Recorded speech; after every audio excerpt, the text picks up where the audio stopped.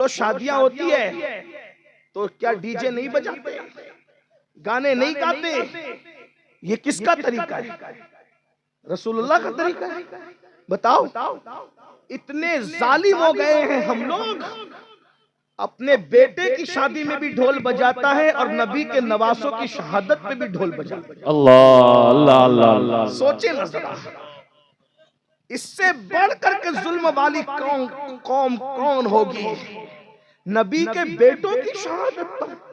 एक साहब ने मुझसे कहा कि सैयद तुझे समझता नहीं है, ये हम जो नबी के बेटों की शहादत पे ढोल बजाते हैं तो रसूलुल्लाह के बेटों की अकीदत में बजाते। मैंने कहा एक एहसान कर देना, जिस दिन मेरे मौला अली अकबर के जिस्म पर घोड़े दौड़े थे तो उस दिन ढोल बजाता है। अल्लाह तुझे वो दिन न दिखाए जिस दिन तेरे जवान बेटे का जनाजा उठे, उस दिन ढोल बजाना। मैं समझूंगा कि यही तेरी अकीदत है।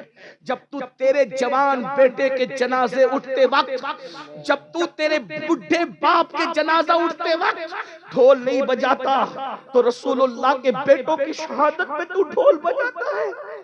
किस दिन तू ढोल बजाता है?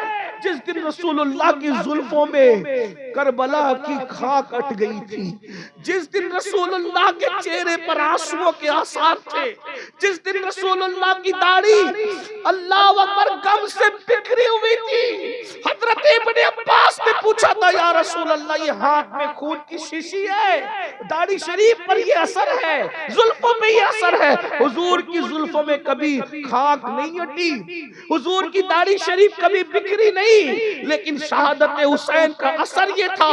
अपने लाडले बेटे इमाम हुसैन को अली असगर का जनाजा उठाते हुए देखा होगा, अली अकबर के जिस्म के टुकड़े होते हुए देखा होगा, जनाब सैयदना कासिम की लाश पे घोड़े दौड़ते हुए देखा होगा। हुजूर कितना रोए होंगे, कितनी तकलीफ में होंगे। उस दिन तुम ढोल बजाते हो, औरतें तुम्हारी सज धज के निकलती है, औरतें तुम्हारी लाली पाउडर करके निकलती है। इससे बढ़ करके नबी की आल के साथ बेअदबी क्या होगी?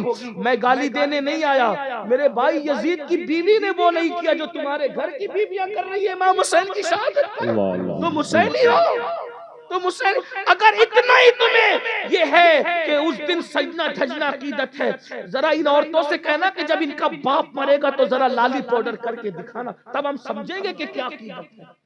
हम कोई गाली नहीं। अरे सैयदों से पूछो ना, इनके दिल पे कितने लश्कर चलते होंगे।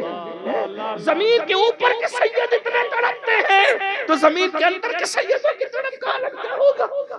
और तुम इसको अकीदतों का नाम देते हो, मोहब्बतों का नाम देते हो। अल्लाह दीन कहाँ है वो बताओ, हुसैनियत कहाँ है वो बताओ। हुसैनियत को खिचड़े और शरबत में तोड़ने वालों, दीन समझो। अगर इसी का नाम दीन है तो गौसपाक के घर की बीवियों ने उस दिन ऐसा क्यों नहीं किया? सजना संवरना, उनके तो आंखों से आंसू नहीं थमते। और मेरे मुर्शिद हुजूर मखदूम अशरफ जहांगीर समनानी का हाल तो ये था कि पहली मुहर्रम से लेकर के 10वीं मुहर्रम तक आंसू नहीं थमते। हमारे मुर्शिद सरकार वारिस देवा, अल्लाह अकबर, हाल ये था, आंसू नहीं थमते थे हमारे। और मुर्शिद के मुर्शिद सरकार अल्लाह अकबर, गौसुल आलम के मुर्शिद मखदूम आलम सरकार अलाउल हक पंडवी रहमतुल्लाह अलैह के अशरे में किसी से मिलते तक नहीं थे। ये याद हुसैन का मौका है।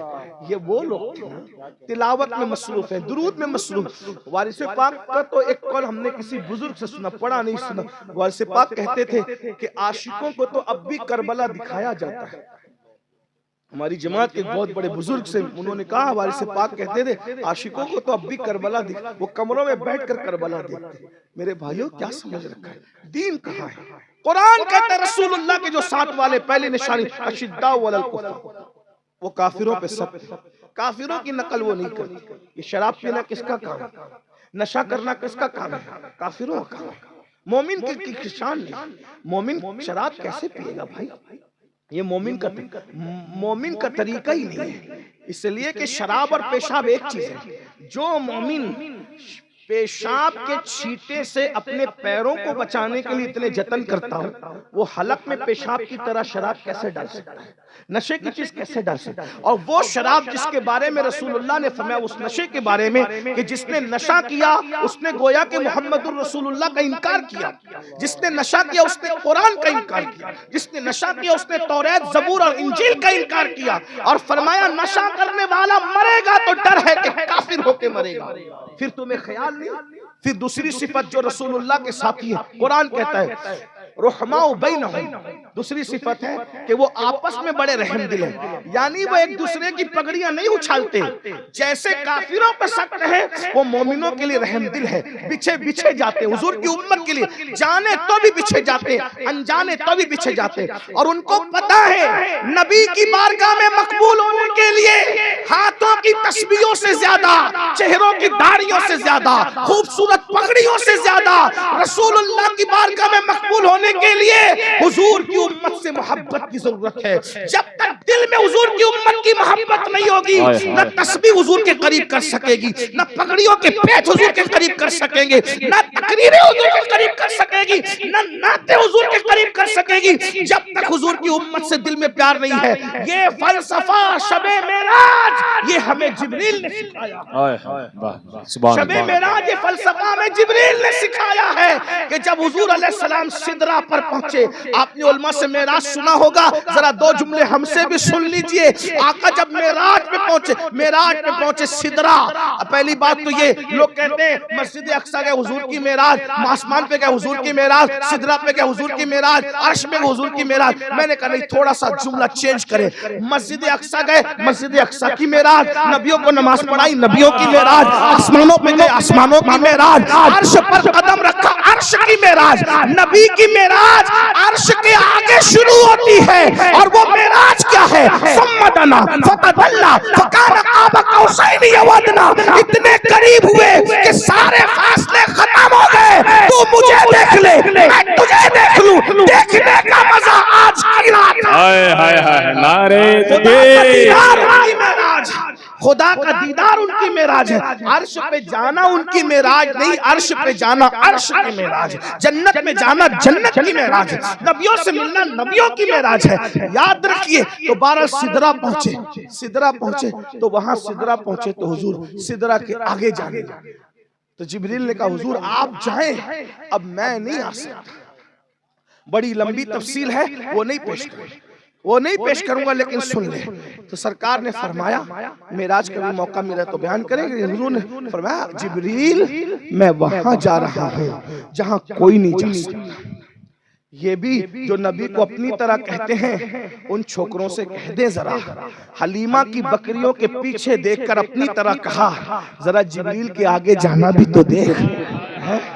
जहां जिब्रील तो जिब्रील है, जिब्रील का गुमान न जाए, जिब्रील का गुमान ना जाए, साइंसदान का गुमान नहीं, जिब्रील का गुमान जहां नहीं जा सकता, उससे आगे मुस्तफा जाने रहमत के कदम जा रहे हैं। मेरे इमाम कहते हैं गुंजे जो चटके थे माँ औहा दना के बाग में, गुंजे जो चटके थे माँ औहा दना के बाग में, बुलबुले सिदरा तक उसकी बू से भी महरम नहीं, बुलबुले सिदरा तक उसकी बू से भी महरम नहीं। हुजूर ने कहा जिब्रील मैं वहां जा रहा हूं, कोई नहीं, तुझे कोई हाजत है? तुझे कोई हाजत है? मेरे दादा से यही कहा था ना तूने कि आपको कोई हाजत है, बता तुझे कोई हाजत है? अब जिब्रील अपनी हाजत बयान करे। भाई हाजत क्या होती है? अपने लिए मांगना ना। जिब्रील कितने दाना है, कितने अक्लमंद हैं। जिब्रील ने मांगा अपने लिए, तरीका क्या इख्तियार किया? कहा या रसूल अल्लाह, तवज्जो है आपकी, तवज्जो है, सर्दी का असर तो नहीं हुआ ना, तवज्जो है इधर। जिब्रील कहते हैं या रसूल अल्लाह मेरी हाजत, जिब्रील की हाजत सुने, मेरी हाजत ये है कि जब आपकी उम्मत पुलसरात से गुजरे तो मुझे उनके पैरों के नीचे, तवज्जो करें, कितने अहम हो, कितने वीवीआईपी हो, किसी का ये मनसब नहीं, हुजूर के उम्मती होने का एजाज देखो। सैयदुल मलाइका, आसमानों के मासूम फरिश्तों का सरदार, हुजूर से अर्ज कर रहा, या रसूल अल्लाह मेरी हाजत ये है कि अल्लाह से इतना अर्ज कर देना कि जब आपकी उम्मत पुलसरात से गुजरे तो मुझे आपकी उम्मत के पैरों के नीचे पर बिछाने का मौका मिल जाए। अल्लाह अल्लाह। कौन उम्मत? बेनमाजी, गुनहगार, सियाकार, मेरे और आपकी तरह बेकार नहीं बल्कि बदकार। जिब्रील ने बदकार नहीं देखा मुझे और आपको, जिब्रील ने ये देखा बदकार है कुछ भी है तो खुदा के महबूब की उम्मत। तो जिब्रील ने क्या किया? मैं पर बिछा दूं। मतलब क्या?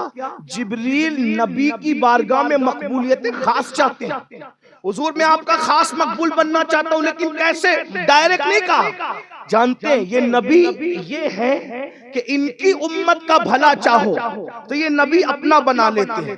अब नबी का बनना है तो इनकी उम्मत का भला चाहो। उम्मत की बात करो, नबी अपना बना लेंगे। तो जिब्रील ने क्या किया? जिब्रील ने अर्ज़ किया, रसूल अल्लाह मैं आपकी उम्मत के पैरों के नीचे पर बिछाना चाहता हूँ। हुजूर इतना खुश हो गए कि दुनिया में मेराज में जिब्रील को खिदमत अल्लाह ने सौंपी और कयामत के दिन इससे खुश होकर रसूलुल्लाह ने अपनी खिदमत जिब्रील अमीन को सौंप दी अल्लाह के इज़्ज़त से। तो अगर नबी का करीबी बनना है, नबी का कुर्ब बचाना है तो हुजूर की उम्मत की बखियां मत उधेड़ो, इनकी पगड़ियां मत उछालो, इनका बुरा मत चाहो, इनकी बच्चियों के रिश्ते मत तोड़ो, इनके खिलाफ बगावत मत करो, इनकी गीबतें मत करो, इनकी खेतियों पे कब्जा मत करो, इन पे केस मत करो, इनका कत्ल मत करो, इनको मारपीट मत करो। नबी का बनना है तो नबी की उम्मत के पैरों के नीचे बिछना सीख जाओ। जितना नबी की उम्मत का भला चाहोगे नबी तुम्हें उतना अपना कुर्ब अता करेंगे। लेकिन याद रखिए जिब्रील पर बिछाएंगे तो मेरे इमाम कहते हैं मैं क्या करूंगा? हाय हाय, ये भी इश्क की बात है। जिसको मोहम्मदुर रसूलुल्लाह जैसा मददगार मिले, फिर जिब्रील और परे जिब्रील। तो जब पुलसरात का तसव्वुर करते तो कहते हैं मैं आया हूं पुलसरात पर, अब क्या करेंगे? कहते अहले सिरात रूह अमी को खबर करें। हम पहले कहते थे गुजरात और राजस्थान में कि जब हम यूपी में शेर पढ़ते तो यूपी वाले समझते हैं, लेकिन अब यूपी वालों का भी इल्मी गिराफ इतना नीचे चला गया है कि या तो उनको सर्दी लगी हुई है या तो वो शेर नहीं समझ पा रहे हैं। क्या कहते हैं? अहले सिरात रूह अमी को खबर करें, अहले सिरात रूह अमी को खबर करें, चाहती है उम्मते नबवी अर्श पर करें। आला हज़रत कहते हैं अरे जिब्रील अमीन को इत्तला करो, ऐ पुलसरात के फरिश्तों जिब्रील को खबर कर दो कि उम्मते मोहम्मदिया पुलसरात से गुजर रही है, जरा आइए और अपना पर बिछा दीजिए। लेकिन इश्क ने कचोके दिए, अहमद रजा तुझे इतना बड़ा मददगार मोहम्मदुर रसूलुल्लाह जैसा मिला और तुम कह रहे हो कि जिब्रील को पर बिछाने के लिए कहा? नहीं, फिर फौरन पलट गए और दूसरी बात में कहते पुल से उतारो, अपने नबी की तरफ मुतवज्जे हो गए, पुल से उतारो राह गुजर को खबर न हो। अरे जिब्रील पर बिछाए तो पर को खबर न हो। अल्लाह अकबर, या रसूल अल्लाह मेरा हाथ पकड़कर पुल से उतार दीजिए। अल्लाह अकबर, जब नबी के हाथ में अपना हाथ होगा और हुजूर पुलसरात से उतार रहे होंगे तो सब डगमगा रहे होंगे और आशिक क्या कहेंगे? रज़ा पुल से करते गुजरिए है रब्बे सल्लिम सदाए मोहम्मद। वाह वाह वाह, देखो तो सही क्या शान है हुजूर की उम्मती होने की। तो कुरान क्या कहता है? वल्लदीना माहू, पहली सिफत अशिद्दा वलल कुफार रहमाउ बैनहुम, और तीसरी सिफत कुरान क्या कहता है? तराहुम रुक्कान सुज्जदा यबतगूना फदलन मिनल्लाहि व रिदवाना। जब तुम नबी के साथ वालों को, जो नबी के साथ, किसके साथ हो? किसके साथ हो? नबी का साथ चाहते हो? कुरान डेफिनेशन बयान, नमाज नहीं पढ़ते नबी का साथ मिल जाएगा? अभी कौन क्या कहता है मुझे नहीं पता, कुरान कह रहा है नबी का साथी बनना है, रसूलुल्लाह का साथ चाहिए तो नमाजी बनो। और कुरान क्या कहता है? तराहुम, जब तुम उनको देखोगे, रुक्कान सुज्जदा यबतगूना फदलन मिनल्लाहि व रिदवाना, जब उनको देखोगे तो रुकू सुजूद करते देखोगे। और उसकी बरकत क्या है? वो उस रुकू सुजूद के जरिए से अल्लाह का फज़ल तलाश करते। तो जन्नत मिलेगी हुजूर के अल्लाह के फजल से, और अल्लाह का फजल मिलेगा रुकू और सुजूद की बरकत से। नमाज नहीं पढ़ते, हुजूर का दिल, एक दिन में 5 बार हुजूर को रंजीदा करते हो, हुजूर अलैहिस्सलाम का दिल दुखाते हो। मस्जिदें वीरान है, मस्जिदें मरसिया खाए, मस्जिदों की तरफ आते नहीं। और अल्लाह के रसूल अलैहिस्सलाम फरमाते मैं मोहम्मद उनसे बेजार हूँ। आका फरमाते उनसे बेजार, सरकार फरमाते मैं उनसे बेजार जो नमाज नहीं पढ़ती। आका फरमाते क़यामत के दिन उसके साथ मेरा कोई वादा नहीं जो नमाज नहीं पढ़ती।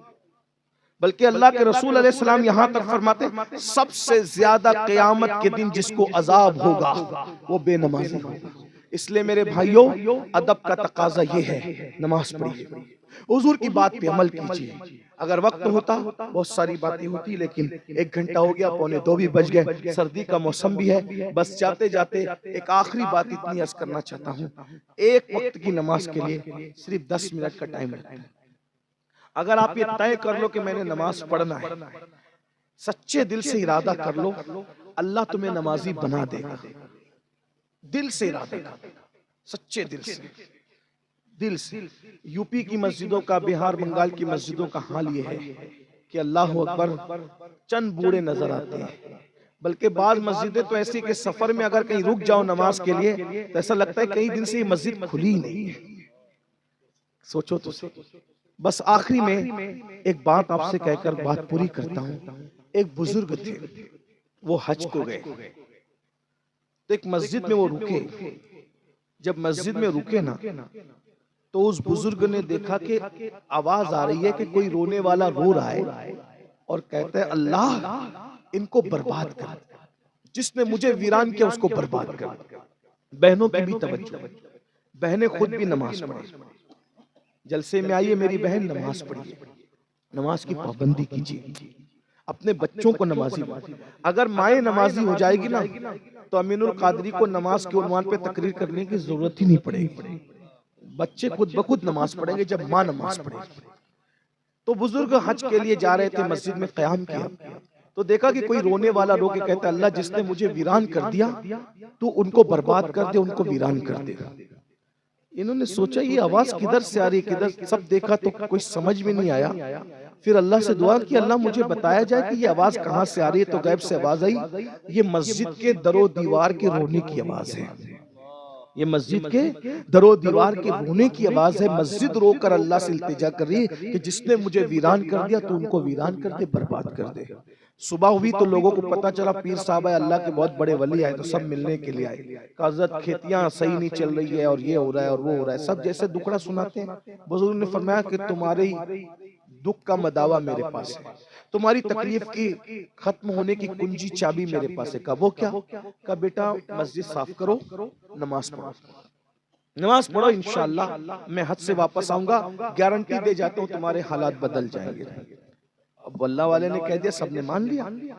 अच्छा ये बात भी है ना, ये बात भी, अमल करने वाला बंदा जब दिल से कहता है तो लोग मान लेते हैं। असल में हम लोग ही बेअमल हो गए, हम लोग ही ना इधर उधर की तू बात कर, ये बता के काफिला क्यों लुटा, मुझे रहजनों से गरज नहीं, तेरी रहबरी का सवाल है। अल्लाह अल्लाह। हम लोग ही बेअमल नहीं बल्कि बदअमल। अल्लाह हमें अमल की तौफीक दे, आप लोगों को भी तौफीक दे। लेकिन याद रखिए आप लोग अपने सोचिए, या अय्युहल्लज़ीना आमनू अलैकुम अनफुसकुम, ऐ ईमान वालों अपने आप की फिक्र करो। मेरे बारे में आपसे नहीं पूछा जाएगा, आपके बारे में मुझसे नहीं पूछा जाएगा। आजकल आप लोगों को खलबली रहती है, मौलाना अब्दुल कादिर पर किसका क्या फतवा है, जामा मस्जिद के इमाम पे किसका क्या फतवा है, सादिक रज़वी साहब पे किसका, इसमें तुम चुलबुली करते रहते हो। किसने क्या फतवा दिया? तुम पर मौला अली का क्या फतवा है बताओ, तुम पर हजरत उमर इब्ने खत्ताब का क्या फतवा है बताओ। नमाज नहीं पढ़ने वालों, फतावा रज़विया शरीफ में सैयदी आला हजरत इमाम अहले सुन्नत ने कई सहाबा के नाम लिखे, मौला अली, फारूक आजम, अब्दुल्ला इब्ने मसूद समेत कहा कि ये वो सहाबा हैं जो बेनमाजी पर कुफ्र का फतवा देते हैं कि जो नमाज नहीं पढ़े काफिर है। अगरचे हम हनफी होने की वजह से बेनमाजी को डायरेक्ट काफिर नहीं कहते, तावील करते हैं, लेकिन सहाबा का फतवा है ना, कई सहाबा का जिन्होंने बेनमाजी को काफिर कहा है। तो मौजूदा दौर के मुफ्ती साहब ने किस पे फतवा लगाया ये तुम्हें याद है? बेनमाजी होने की वजह से सहाबा ने तुम पे क्या फतवा लगाया ये तुम्हें याद नहीं रहता? आप मुझे बताएं। फिर कह रहा हूं हम बेनमाजी को डायरेक्ट काफिर नहीं कहते, तावील करते हैं। लोग मेरे बारे में ये भी कहते हैं कि वो बेनमाजी को काफिर कहते हैं। मैं कौन हूँ भाई? मैं कौन हूँ? मेरी औकात क्या है? मैं कोई नया नजरिया पेश करूंगा? हम फुकहा के मुकल्लिद हैं, इमाम आजम के मुकल्लिद हैं, गौसे आजम के मुरीद हैं। हम अपनी मर्जी से क्या कहेंगे? हमें क्या हक पहुंचता है? बल्कि भाइयों, हम बेनमाजी को क्या काफिर कहें? हम लोग तो साहिब फतवा हैं ही नहीं। हम तो मुफ्तियों के पीछे चलने वाले लोग हैं, सूफिया के गुलाम हैं। हमारा हाल ये है। हम फतवे वाले लोग नहीं। फतवा देना मुफ्ती का काम होता है, हमारा काम नहीं। लेकिन आपसे पूछता हूँ, सहाबा जिसके ऊपर कुफ्र का फतवा दे, तुम्हें डर नहीं लगता? अगरचे अहनाफ तावील करते हैं और वो तावील को हम मानते हैं, लेकिन तुम्हें डर नहीं लगता? गौर कर लो, अगर क़यामत के दिन सहाबा के फतवे के मुताबिक फैसला हुआ तो क्या मुंह लेकर के उठोगे? मौजूदा दौर के किसी बुजुर्ग के कलम को खता हो सकती है फतवा देने में, लेकिन असहाबे मुस्तफा, वो भी मौला अली, फारूक आजम, अब्दुल्ला इब्ने मसूद, ये ऐसे बड़ी बड़ी हस्तियां, गौर तो कीजिए कहां हो? बहरहाल तो बुजुर्ग ने फरमाया, नमाज पढ़ो बेटा आप सब लोग, तुम्हारे हालात बदल जाए। वो गए, हज किया, हज से वापस उसी मस्जिद में क़याम किया तो देखा कि दरो दीवार से आवाज है, अल्लाह जिसने मुझे आबाद किया तो उनको आबाद कर। अब देखा तो मस्जिद साफ सुथरी थी, सब मुसल्ले वगैरह सब बिछे हुए थे, सब सेटअप सही था।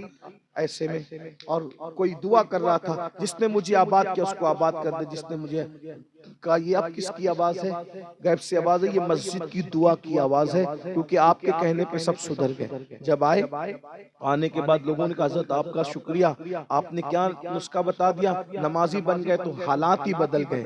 तो मैं, बेटा तुम्हें नहीं पता, जब तुम नमाज नहीं पढ़ते थे तो मस्जिद तुम्हारे लिए बद्दुआ करती थी। मस्जिद बद्दुआ करती। मस्जिदें तो बना रहे हो, बनाओ, लेकिन मस्जिद माँ बद्दुआ करे तो बेटा पनप नहीं सकता, आलिम बद्दुआ करे तो आलिम का मानने वाला पनप नहीं सकता, इमाम बद्दुआ करे तो मुक्तदी पनप नहीं सकता। भाइयों, जिसके लिए मस्जिद बद्दुआ करे, सोचो तो सही। अगर नमाज नहीं पढ़ते तो आपके लिए किसी की बद्दुआ की जरूरत नहीं, मस्जिद आपके लिए बद्दुआ कर रही है, वो बुजुर्ग के कौल के मुताबिक। इसलिए तौबा करो, अल्लाह के वली के आस्ताने पे है, तौबा करो, सुधरो, सवरो, अपनी जिंदगी में इनकलाब पैदा करो, अदब करो। अदब और असल अदब है फरमा बरदारी। हुजूर का असल अदब यह है कि हुजूर अलैहिस्सलाम ने जो फरमा दिया उस पर अमल करो। जितना अदब में आगे बढ़ोगे उतनी बरकतें आपको नसीब होगी। और जिसने जितना अदब किया है, सुभान अल्लाह, अल्लाह ने वसीला अता किया है। एक बात छोटी सी जहन में आ गई, सोचा कर लो। एक बादशाह गुजरा है, सुल्तान महमूद गजनवी। कई साल के बाद, उसकी मौत के कई साल के बाद उसकी कब्र खुली थी, तो लोगों ने देखा कि उसका कफन भी मैला नहीं हुआ। बादशाह का कफन, देखिए आलिम का कफन मैला ना होना हैरत की बात नहीं है, क्योंकि वो तो होता ही है नेक मुत्तकी परहेजगार, लेकिन बादशाह लोगों से कुछ अच्छे काम भी होते, कुछ बुरे काम भी होते हैं। महमूद गजनवी जैसा बादशाह, उसका कफन भी मैला नहीं हुआ।